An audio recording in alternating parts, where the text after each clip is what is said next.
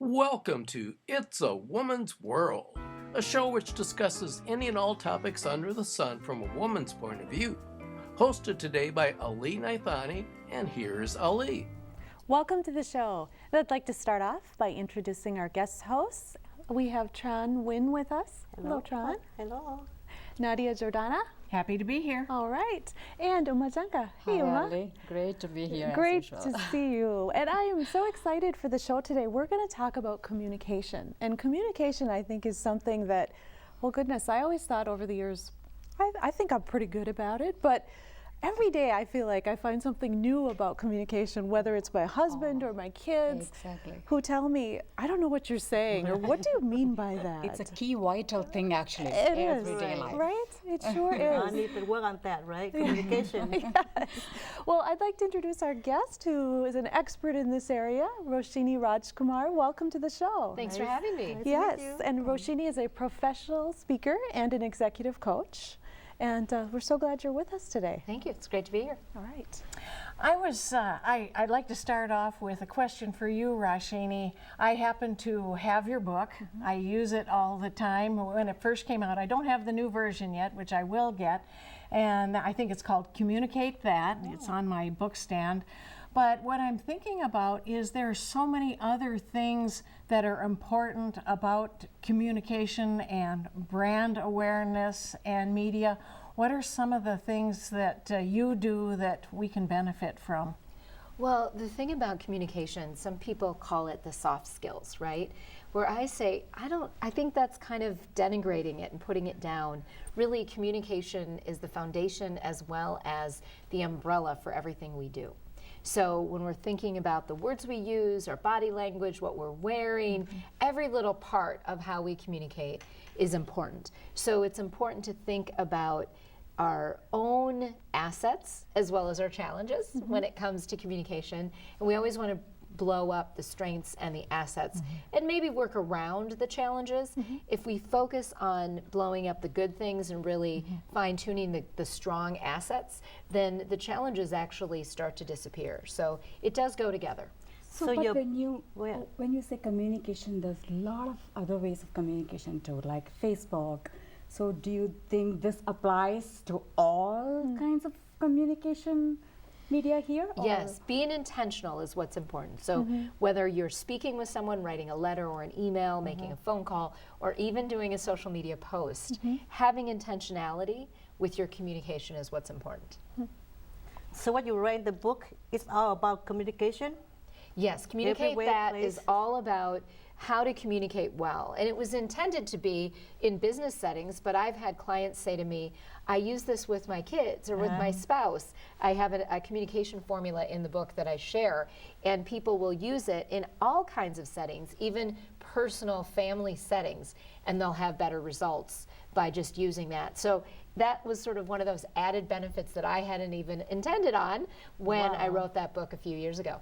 So I pretend if I'm a shy person and read that book, and I'll be open out and talk really nice and communication with people easily? What I like to say is if you put any anxiety you have into that communication formula, the IAP formula, put that anxiety into that and use the formula and follow it to the letter, you will actually become better. Wow. But when you say communication regarding the business, how will you know you're not overconfident? You know, sometimes you feel like you are confident, but you might be overconfident outside too. But how do you make that up? You're like confident, and how do you measure the effectiveness of your communication? Well, that's why intention is so important. So the first letter of the IAP formula is the intent, I. What is my intent? But then how you perform it, how you communicate it, has to be about the audience, not about you. So if you know your audience needs to, let's say you have an audience that's deaf, you're going to use sign language, right? Or there's just no way you'll be able to accomplish your intent. So that, I mean, that's a really obvious example, but when you really focus on who's the audience, gathering the different data points about them, how do they, maybe it's one, maybe it's many, how do they need to be communicated with in order to accomplish your intent? Now, Roshini, you work with different audiences, I understand, and particularly with executive, you do some executive coaching in this area as well. And what's that like for, you know, people who, if they're in the executive levels, they're probably at the top of their profession, at the top of their game, and how do you give feedback? Because I think communication, as we said, is something that everybody can strive to get better, right? Nobody's necessarily an expert at it. Well, you're always trying to get better. So, you know, this is something that's very comfortable for me, but I'm always even fine-tuning my own abilities. I see. So to my executive clients, what I say is, I mean, I'm able to review some of their work, but it's also about being even more intentional every time. So if they're, let's say, a great communicator, their goal, usually if they're hiring me, is to become a wow. Is to be even better. So if you're fair or good, then you still have that zone to get to be great. So we always can be polishing. And I like to say excellence is in the details. It's in the nuances. So even for someone like me who's very comfortable in front of an audience or comfortable doing media interviews, I'm always trying to find that way to make it even more customized and personalized to whoever that audience is. Wow, amazing. She's great. Well, thanks. Yeah, it's great to hear. I mean, to listen to her. And I want to say, I want to speak in public, you know, say, wow. And you know, a lot of times people are just hard on themselves. What I say is, don't think you have to be perfect. Perfection is not the goal. Effectiveness and intentionality, those are the goals. And authenticity. Authenticity. I always get confused. I know. Is this what I want to say? Is this being taken in a right way? I always get confused, you know. Authenticity is so important. Let's say you're a funny person. Use that humor. But if you're really not funny, in front of a crowd of 100 is not the time to try, okay? You probably will bomb, all right? Or you just got lucky and maybe got a laugh that day. But play to your strengths. Don't think you can, I mean, as great as my book is, don't think just reading my book is going to make you perfect. You've got to keep doing it. So the only way to get better at communicating is by communicating. There are a lot of analogies to sport. Think about different athletes, whether they're recreational athletes or professional athletes, they are always practicing. They're always, that's right. Sharpening that saw. That's right. And then maybe they set big game days, like a race or a big football game, as we know here in the Midwest. We're waiting on some big ones. So those are those big game days, but every time in between the game days, we're practicing in those little moments, or doing our drills, or doing our vocal exercises, whatever it is, so that on the big game days, we can really perform. So in the workplace, I've often noticed, you know, when I get an email, for example, let's say, and I'll read that email, if I haven't talked to the person in a while, and let's say the email has some bold letters in it, or you know, sounds kind of curt or short, or you know, many times I've thought, well, that person actually didn't mean it to sound negative. You know, can you talk to us a little bit about that, and like particularly when sometimes we're just subject to email communication with people? Can you tell us about that? Yeah, well, you can apply the IAP formula even to emails. So really understand what your intent is. Really know who is the person receiving this email. Is it someone who likes a bunch of flowery language, or is it someone who wants just the facts, ma'am?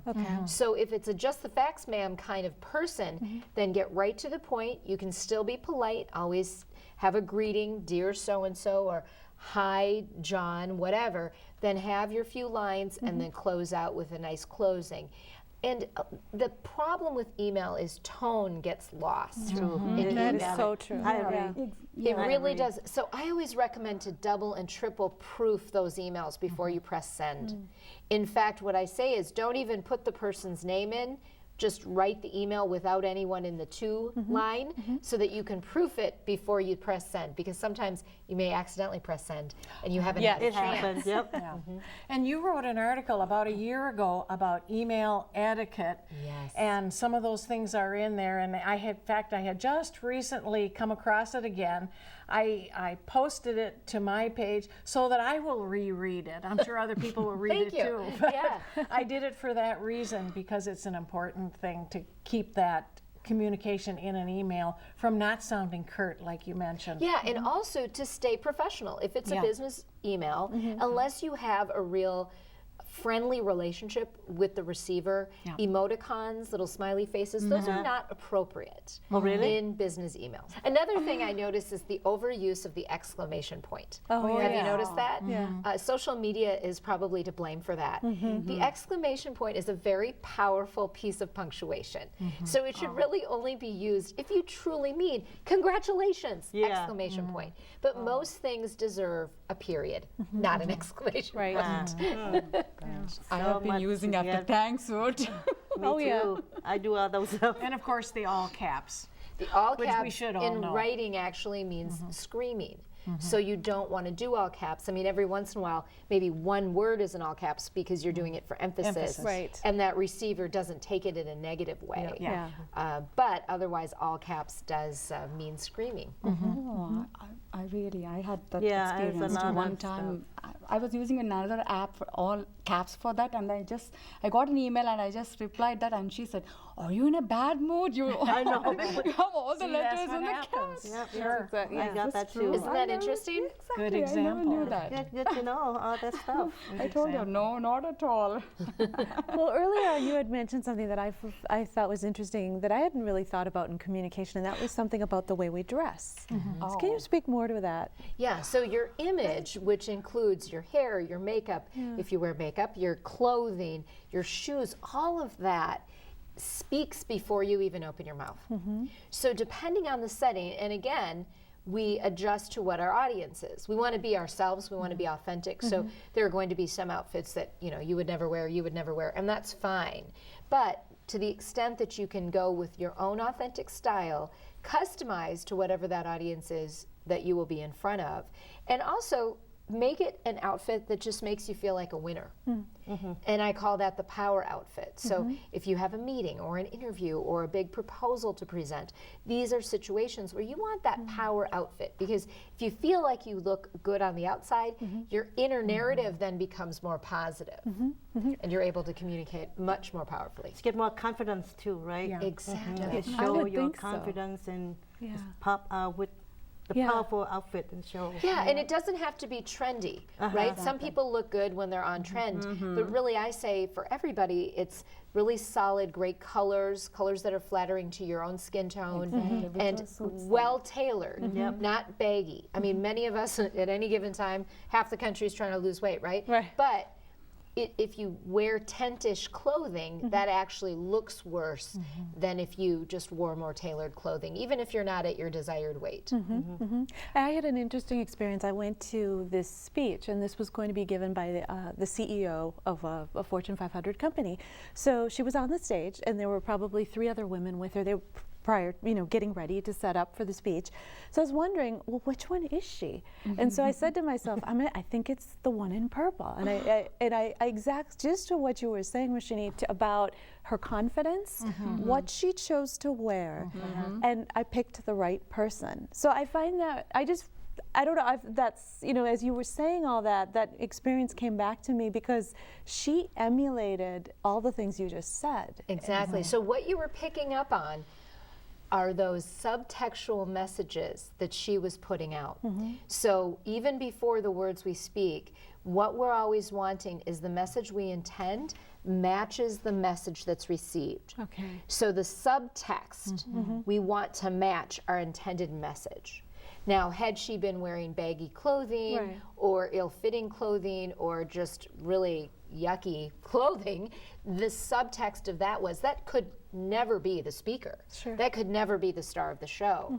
And so that's when we really want to make sure, especially when we are communicating with others, that the intended message and how we appear, how we use our body language, our clothing, all these other things that even come before the spoken words are supporting in a great positive subtextual way. Okay.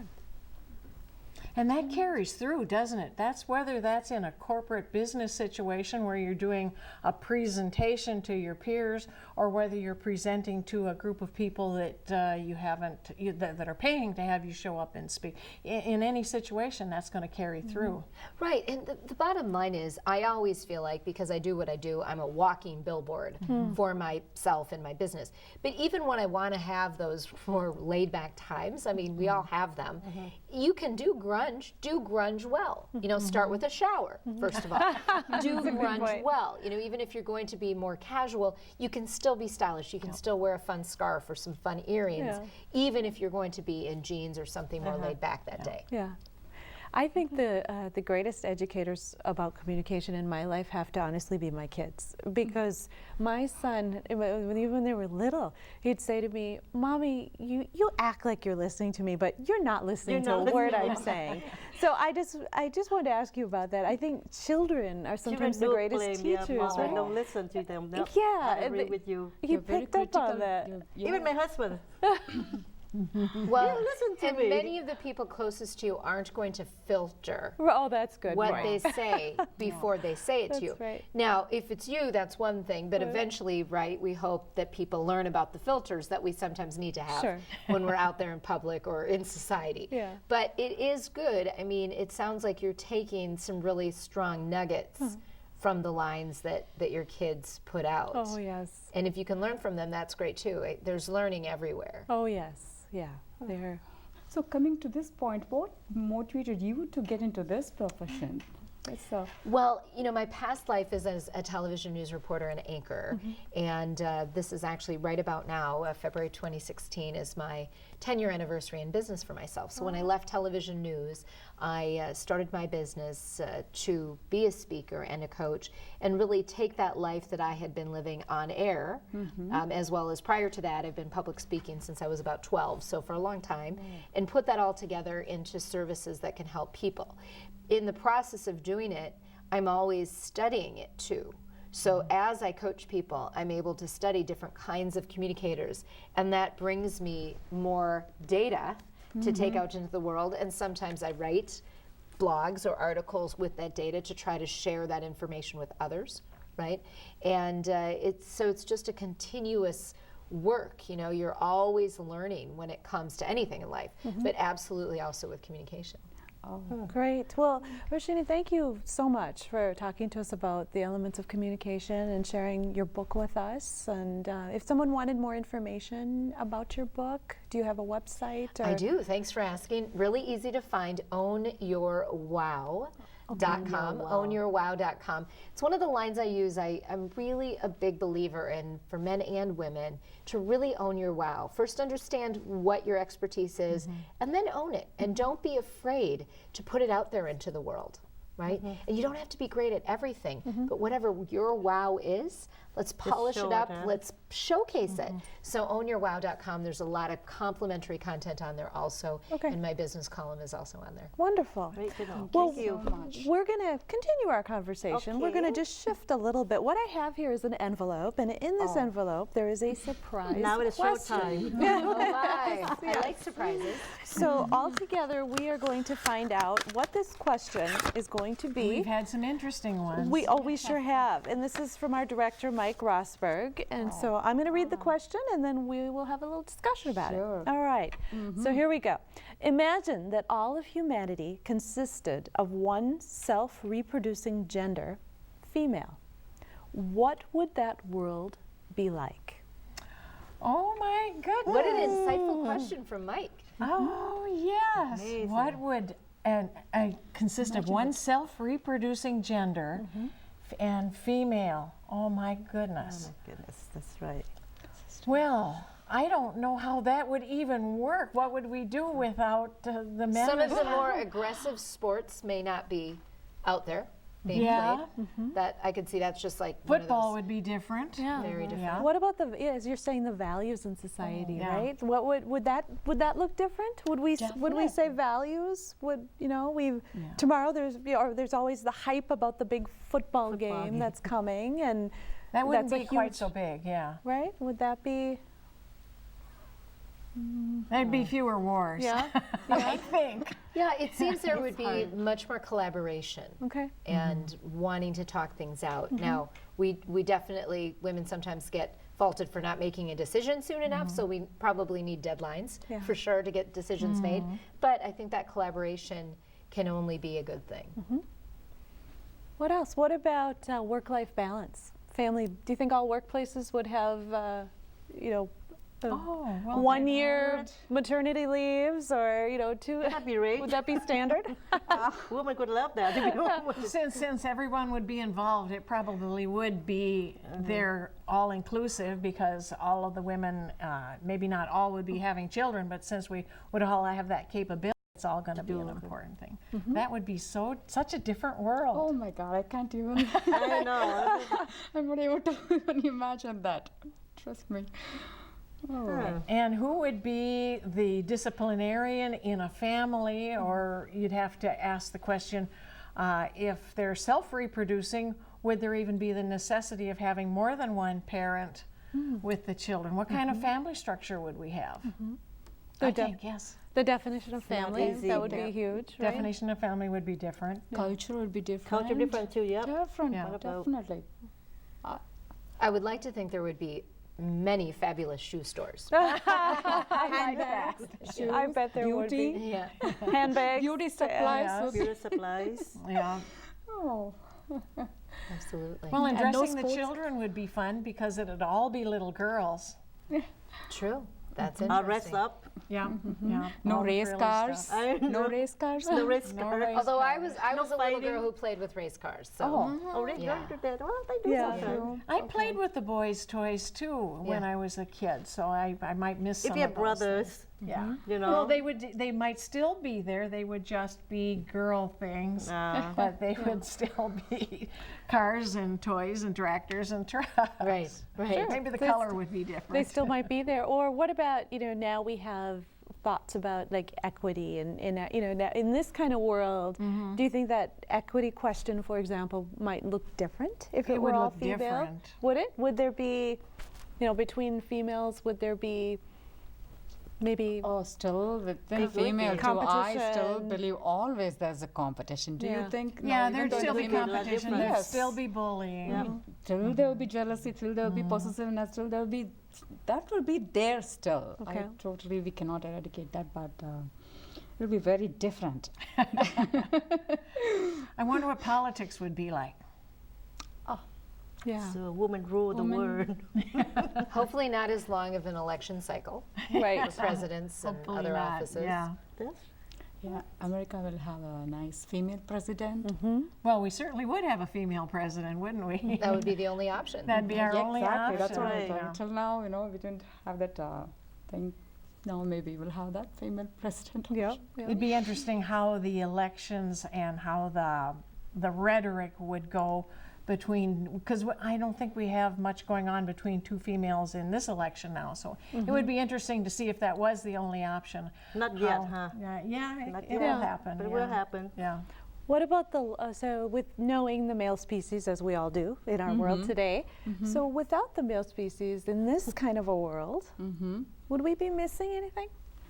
It seems to me like we'd be missing And we'll something. be missing a Yeah. lot. We'll Yeah. be missing a lot. They are good in organizing and making things get it done. You Okay. know, they have that ability more than us. You think Not so? that I cannot say more than us, but they are good in putting the deadlines and making that happen. I believe there will be a lot of change in the way that things go. Yeah. The projects delivered and everything. I believe there will be difference. Yeah, yeah. Just thinking about it, I feel a sense of loss. True. Because, like you said, women cannot. Most of the jobs they cannot take it because of the family dedication to true. family, Yep. kids, and everything. But men can, put Well, I more don't know hours. I don't know if I'd say that. I think a woman can do almost any job a man can. Anything. It's a choice. It's a but I choice, personally, exactly. I would personally But in miss our culture, the typically, difference. women will be the first to Yeah. stand out and say, "Okay, for the kids, I'll take that."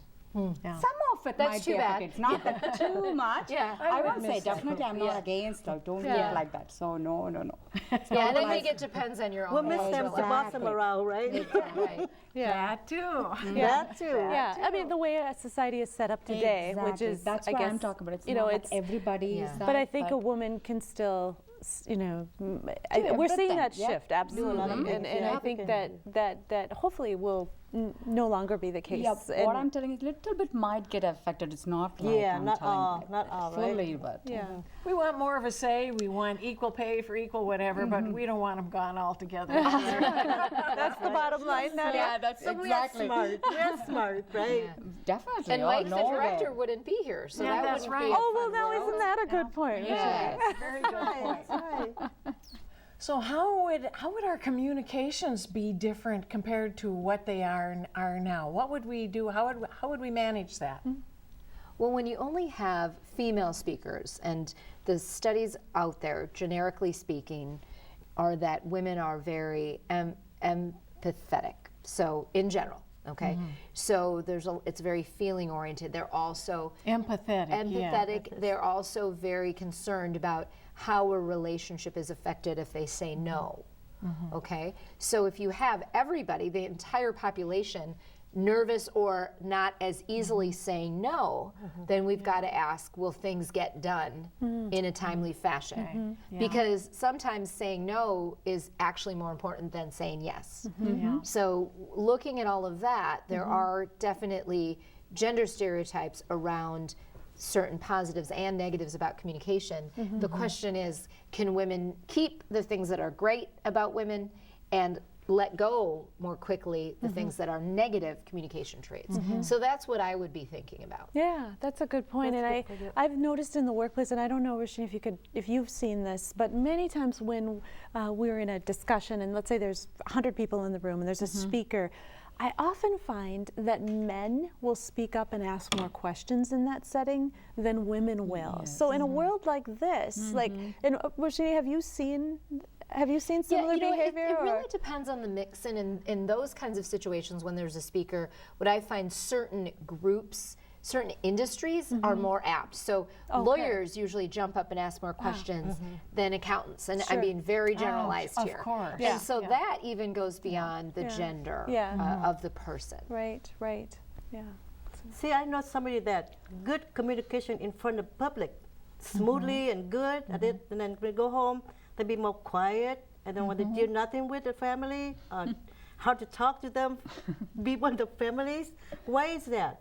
Wow, well, and that could be that people are feeling, that person or those people are feeling like they are one person at work, one person with their family. So now it gets back to that authenticity piece. Yes. I am always hoping that you're the same person in all settings. The thing that changes is your audience. So you change how you perform, how you communicate, but you shouldn't change who you are. Yes. So if you're finding that you're a great communicator and very vivacious and lively in one setting, hopefully that can carry over to other settings. So be true to who you are. Be authentic. Exactly. makes Be sense. who you are. That All I right. think. But some people cannot do that. They just say, okay, out of the public, they go smoothly, happy, friendly. Go home, they just sit in the corner and look Well, at I the- always say everything starts with the self-perception. So what's going on with the inner narrative? Why is that person doing that at home? Is there another person at home that's keeping them Holding from them, doing that? holding them. Or they perceive it, even if there isn't? Exactly. Or they feel more at home and go outside, they get kind of quiet. It's opposite of type person doing that communication. It might be situations too Yes. they are facing at that And time.